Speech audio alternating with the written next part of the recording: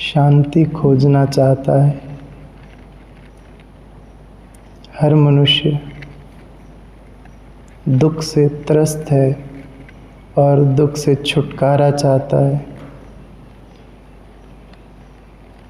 यहाँ हर मनुष्य प्रसन्न होना चाहता है, दो क्षण के लिए मैं खुश हो जाऊं। हर मनुष्य भाग रहा है। इच्छा यही है कि दो क्षण में शांति से बैठ जाऊं।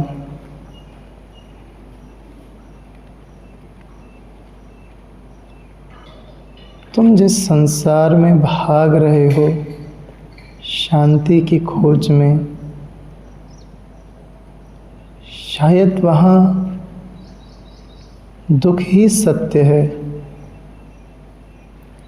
क्योंकि यहाँ दो संसार हैं, एक नहीं।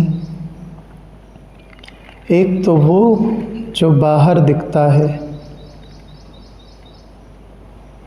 जिसे ब्रह्म ने उत्पन्न किया है। दो शब्द हैं, एक ब्रह्म एक ब्रह्म, दोनों एक जैसे ही लगते हैं सुनने में। बाहर का संसार ब्रह्म ने उत्पन्न किया है और एक संसार और है जो तुम्हारे भीतर है, उसे ब्रह्म ने उत्पन्न किया है। तुम्हें पहले ये जानना होगा कि किस संसार में दुख है, बाहर के संसार में या भीतर के संसार में। तुम्हें पहले ये जानना होगा कि चिंताएं कहाँ हैं, बाहर के संसार में या भीतर के संसार में। अगर तुम ये जान गए कि सारे दुख भीतर के संसार के हैं, सारी पीड़ाएं भीतर के संसार की हैं, सारे कष्ट भीतर के संसार के, तुम समाधान बाहर के संसार में नहीं खोजोगे। अभी यही हो रहा है। सारे कष्ट, चिंताएं, उद्वेग, तरंगें भीतर के संसार में उठती हैं और तुम उनका समाधान बाहर के संसार से पाने की चेष्टाएं करते हो। कैसे संभव होगा? जहां चोट लगी है उपचार तुम्हें वहीं करना होगा, और उसके परिणाम भी तुमने देखे हैं। तुम बाहर के संसार से शांति की अपेक्षा करते हो, पर मिली आज तक नहीं। तुम बाहर के संसार से प्रसन्न होना चाहते हो, पर मिला आज तक नहीं। तुम बाहर के संसार से प्रेम की अपेक्षा करते हो, पर प्रेम के बदले घृणा ही मिली है। इसे तुम भली भांति जानते हो। जानते हुए भी तुम बाहर ही खोजे जा रहे हो। एक बार किसी को ठोकर लगती है तो वो नीचे देखना चालू कर देता है, पर तुम तो कितने जन्मों से, कितने संस्कारों से, कितने समय से ठोकर खा करके भी अपनी दृष्टि को भीतर की ओर नहीं मोड़ रहे। रोज तुम्हारी अपेक्षा को चोट पहुंचती ही पहुंचती है। रोज तुम जो चाहते हो ठीक उसके विपरीत घटता ही घटता है, पर फिर भी तुमने अभी भी वो सारी अपेक्षाएं बाहर के संसार से ही बांध रखी हैं। नहीं, उसे भीतर की ओर तलाशो। शायद जिस शांति को तुम चाहते हो उसका संबंध भीतर के संसार से हो। शायद तुम जिस प्रेम को चाहते हो उसका संबंध भीतर के संसार से हो।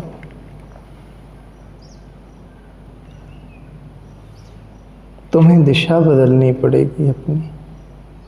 अभी तुम्हारा मुख बाहर की ओर है और पीठ पीछे की ओर, तुम्हें घूम जाना है। तुम्हारा मुख भीतर की ओर हो जाए और पीठ बाहर की। तुम उस शांति के करीब आ जाओ। जैसा हमने कहा कि बाहर ब्रह्म है और भीतर ब्रह्म है, और उस ब्रह्म का स्वरूप केवल सच्चिदानंद है, परम प्रेम, परम आनंद, परम करुणा, परम ऐश्वर्य। ईश्वर शब्द का अर्थ ही है इसका ऐश्वर्य इतना विराट हो जिसमें सब समा जाए। और अगर वो तुम्हारे ही भीतर विद्यमान है तो उसके ऐश्वर्य को प्रकट करने का अवसर दो। अपनी दृष्टि भीतर की ओर मोड़ो, अपने ध्यान को बाहर से भीतर की ओर मोड़ो। अभी तुम्हारा ध्यान बाहर की ओर है। इसे ध्यान से सुनना, इसमें त्रुटियां हो जाती हैं कई बार। हमने कहा है अपने ध्यान को भीतर की ओर मोड़ो। हमने ये नहीं कहा कि संसार को छोड़ो, क्योंकि ये दोनों एक साथ चलते हैं। तुमने अभी जहां उस सुख को खोजने की चेष्टा की वहां नहीं मिला, दिशा बदल दो। हो सकता है उस दिशा के बदलते तुम्हारी दशा भी बदलने लग जाए। सचमुच के मायने में तो वो सारा का सारा तुम में पूर्ण रूप से स्थित है, बस तुम उसे देख नहीं पा रहे हो। बूंद को तो ये ज्ञात भी नहीं है कि उसमें पूरा समुद्र समाया हुआ है। कैसे पता कैसे चलेगा उस बूंद को? सब उसे बूंद ही कहकर पुकारते हैं, किसी ने उसे समुद्र कहकर नहीं पुकारा आज तक। हम तुम्हें उस समुद्र कहकर पुकारने आए। तुम भी समुद्र हो, तुम में भी समुद्र की पूरी संभावना है। अपने समुद्र को स्मरण करो। समुद्र का स्मरण आते ही तुम्हारी सारी की सारी प्रकृति बदल जाएगी। तुम्हें कोई कष्ट में, तुम्हें कोई प्रवंचना में, तुम्हें कोई पीड़ा में, तुम्हें कोई दुख में, तुम्हें कोई ग्लानि में नहीं डाल पाएगा। तो अपने दिशा को बदलो, भीतर की ओर झांको, अपने ध्यान को पहचानो, अपने आप का स्मरण करो, अपने आप को देखो। वही सच्ची साधना है। अपने आप को जानना, अपने आप को पहचानना, अपने आप को समझना, अपने आप को देखना। अपने आप को देखो।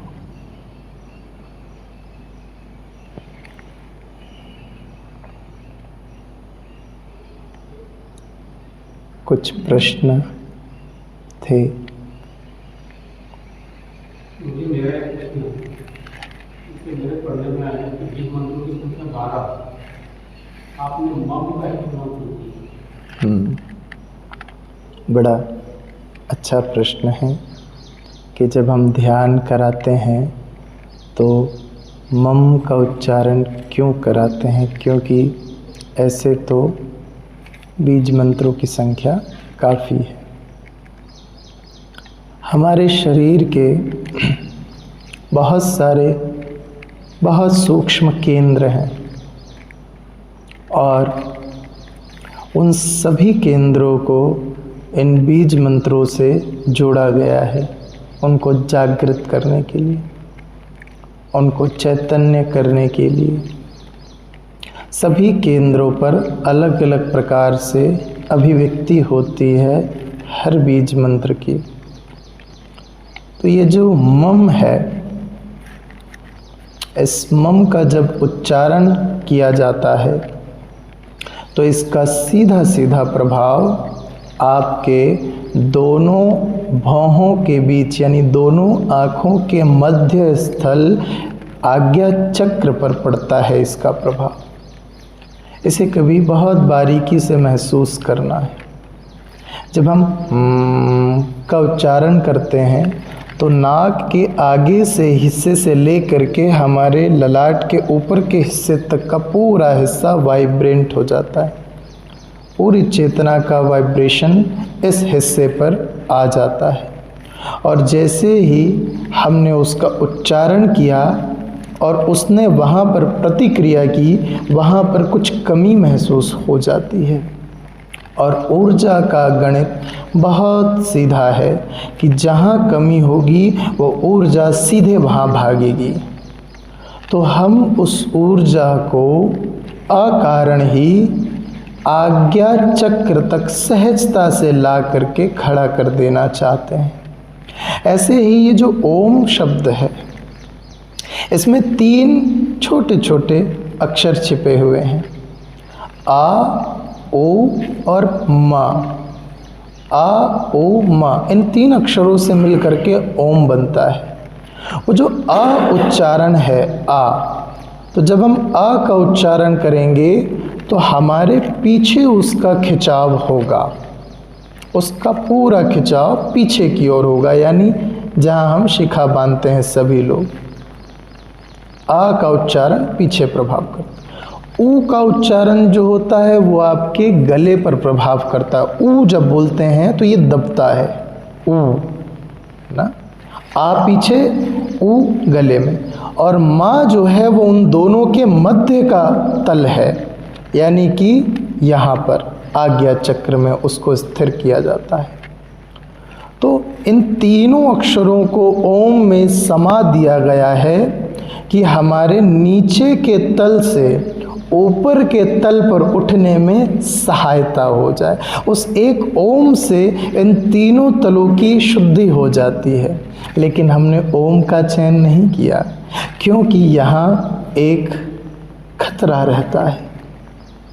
साधक यदि अपने आज्ञा चक्र तक उस ऊर्जा को संतुलित नहीं कर पाएगा, यदि वहाँ तक वो उस ऊर्जा को बैलेंस बनाना नहीं सीखेगा, यदि उस ऊर्जा पर वो नियंत्रण स्थापित नहीं कर पाएगा और सीधे ऊर्जा यदि ऊपर की ओर चली गई तो कई बार साधक विक्षिप्त भी हो सकते हैं। वहाँ कई बार बड़ी कठोर संभावनाएं भी उत्पन्न हो जाती हैं, वहाँ कई बार मेंटल इश्यूज भी हो जाते हैं।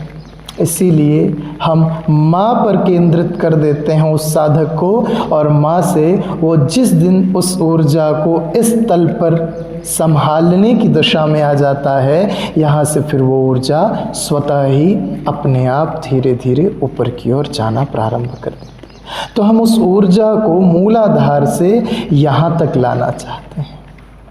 यहाँ के बाद जब आपकी योग्यता और क्षमता बढ़ जाएगी तो वो ऊर्जा सहज ही ऊपर चली जाएगी।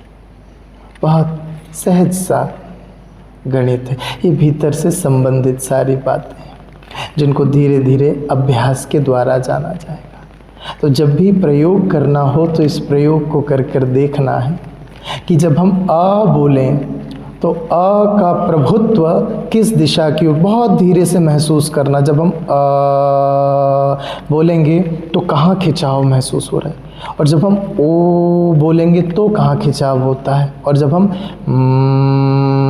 ऐसा कहेंगे तब कहाँ खिंचाव होता है। तो उसका इन तीनों का खिंचाव स्वतः समझ में आ जाएगा और हम इन तीनों के मध्य में लाकर खड़ा कर देने चाहते हैं साधक।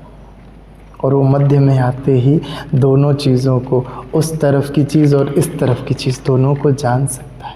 सहस्त्रार्थ उस पार की दशा है, विशुद्धि इस पार की दशा है, और माँ दोनों के बीच का मध्य का सेतु जो यहाँ से यहाँ को जोड़ रहा है, उस मध्य के सेतु में आना पड़ेगा।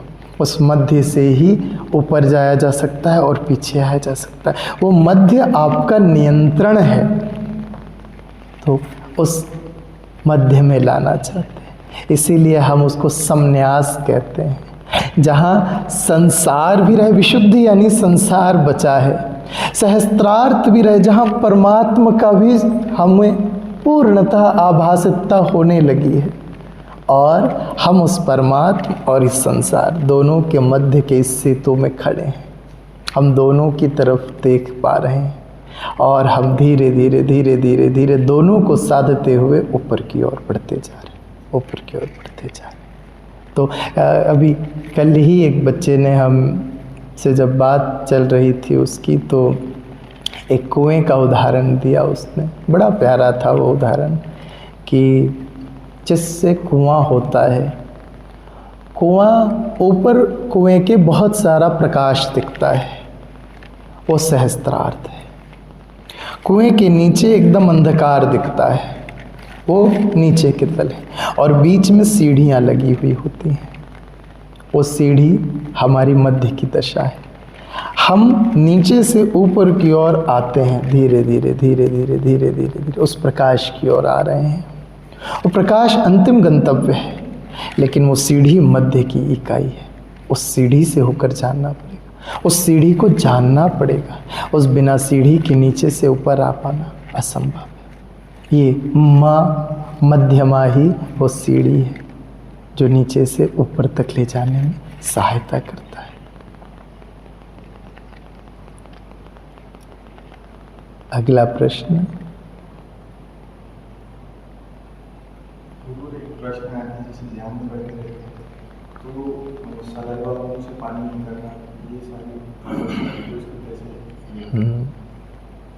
कई साधकों का ऐसा अनुभव आ रहा है और बहुत सारे साधकों ने इस विषय में हमको बहुत सारे प्रश्न पूछे हैं कि जब सतत ध्यान हमारा गहरा होता जाता है, हमारी नियमितता ध्यान में सतत रहती है, तो कई बार ये शरीर जैसे है ही नहीं अभिव्यक्त होता है और एकदम मुख खुल जाता है, हाथ और सब कुछ स्थिर हो जाता है, और कई बार मुख से सलाइवा भी निकलता है या हमारी जीभा भी बाहर आ जाती है। ऐसा लगता है जैसे कुछ बचा ही नहीं उस स्थिति में। तो प्रश्न ये रहता है कि ये क्या स्थिति है, ये उचित है या अनुचित? इस बात को बहुत ध्यान से समझना।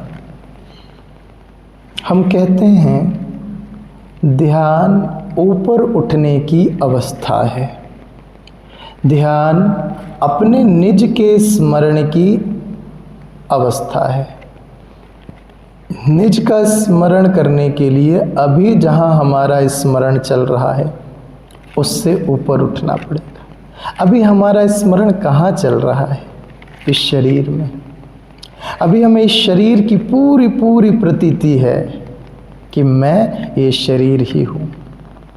जैसे हम नाम को कहते हैं ना, ये मैं हूँ, यही नाम ही मैं हूँ, यही मेरी आइडेंटिटी है।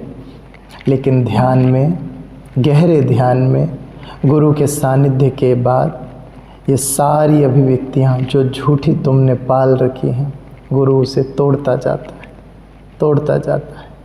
और जब तुम उसके दिए हुए मार्ग पे सतत चलते रहते हो तो तुम्हारी जितनी भी भ्रांत धारणाएं हैं वो सब खंडित होती चली जाती। यही सबसे पहला कदम है।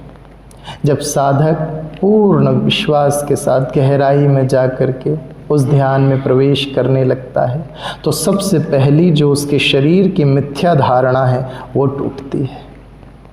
ऐसा लगता है कि ये शरीर अब बचा ही नहीं। हम इस शरीर को बचा करके रखते हैं, हमने पूरा संबंध इस शरीर से स्थापित कर रखा है, हमारा संबंध हमसे टूट चुका है और इस शरीर से पूरा पूरा बन गया है। तो गहरे ध्यान में ये शरीर ना हो जाता है, जैसे बचा ही नहीं, जैसे बिल्कुल मृत अवस्था। क्योंकि ये शरीर तो जड़ है, चैतन्य तो भीतर है। वो चैतन्य सदा चैतन्य रहता है। ये शरीर जड़ है, ये शरीर सदा मृत रहता है। वो चैतन्य इस शरीर को चैतन्य कर बार बार किए हुए है और हमें लगता है ये शरीर ही पूर्ण रूप है। नहीं, ध्यान में सच्चा ज्ञान प्रकट होता है, जहाँ सबसे पहले शरीर मात्र जड़ है, इसकी अभिव्यक्ति होने लग जाती है। तो ये वो ही दशा है गहरे ध्यान में। ये शरीर नहीं है, ये शरीर मात्र जड़ है, ये पंच तत्वों के द्वारा बना हुआ है, इसकी कोई विशेष सत्ता नहीं है, ये मात्र एक माध्यम है। ये समझ में आने लगता है। इसकी पूरी आवश्यकता है, इसका पूरा प्रयोग है, इसकी पूरी महत्ता है। इसका अर्थ ये नहीं कि ये ही सब कुछ है। हमारी भूल केवल इतनी ही है कि जो दिख रहा है हम उसी को सब कुछ माने हुए हैं। अब जब सब कुछ माने हुए हैं तो इसी के सारे रोग, व्याधि, पीड़ा, कष्ट, दुख सारे आपके हैं। लेकिन जैसे जैसे साधक इससे ऊपर उठता जाता है, वो समझ जाता है कि ये मात्र सहारा है, ये मात्र एक माध्यम है, ये तो नाव की तरह है। महावीर स्वामी कहा करते थे अपनी बात में, सूत्रों में, कि मनुष्य को इस घाट से उस घाट तक की यात्रा करनी है, यानी संसार से परमात्मा तक की यात्रा करनी है, आत्म तक की यात्रा करनी है। और यहाँ से उस यात्रा तक के लिए इस नदी में कोई सेतु नहीं है, एक नाव है, यानी ये शरीर वो नाव है। तुम्हें इस शरीर का सहारा लेकर के ही उस तरफ जाना है। लेकिन हाँ, इस बात का ध्यान रखें, भूल मत जाना कि उस नाव को चलाने वाले तुम हो। उस नाव की कोई निज सत्ता कैसे है भला? वो नाव खुद चल सकती है क्या? इस नाव को, शरीर रूपी नाव को ये पता है क्या कि कहाँ जाना है? इस शरीर रूपी नाव को नहीं पता। तुम इस नाव को दिशा निर्देश दे रहे हो, तो तुम इस नाव के सहारे उस दिशा तक पहुँचो। लेकिन इस बात का भी ध्यान रखना है, इसका तात्पर्य ये ना हो कि इस नाव में छिद्र हो जाए, इस नाव में कहीं कोई विक्षिप्तता आ जाए तो तुम इसका ध्यान भी ना दो। नहीं, तुम्हें इस नाव का उपचार भी समय समय पर करना है, इस नाव की देख रेख भी तुम्हें ही करनी है, क्योंकि यही नाव तुम्हारे लिए सहारा बनेगा उस तरफ जाने। तो ध्यान की गहरी अवस्था में मात्र ये अभिव्यक्त हो जाता है कि नाव अलग है और मैं इस नाव में बैठा हुआ हूँ, मैं इस नाव को सहारा, जागरूक होकर के मार्ग दे रहा हूँ, उचित अनुचित बताने वाला मैं हूँ, मैं इसे डायरेक्ट करने वाला हूँ, डायरेक्शन देने वाला हूँ। तो ये वो ही अभिव्यक्ति है जहाँ ये पता चल जाता है कि शरीर पृथक है और मैं इससे पृथक हूँ। ऐसी अवस्था में चिंतित होने की, भयभीत होने की, डरने की, विचलित होने की ज़रा भी आवश्यकता नहीं है। बहुत सहज सामान्य अवस्था है।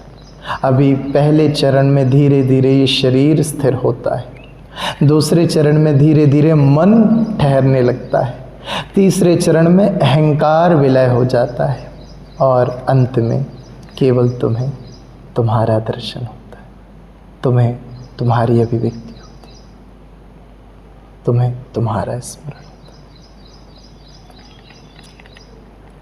है। आज के लिए इतना पर्याप्त है। हरि ओम।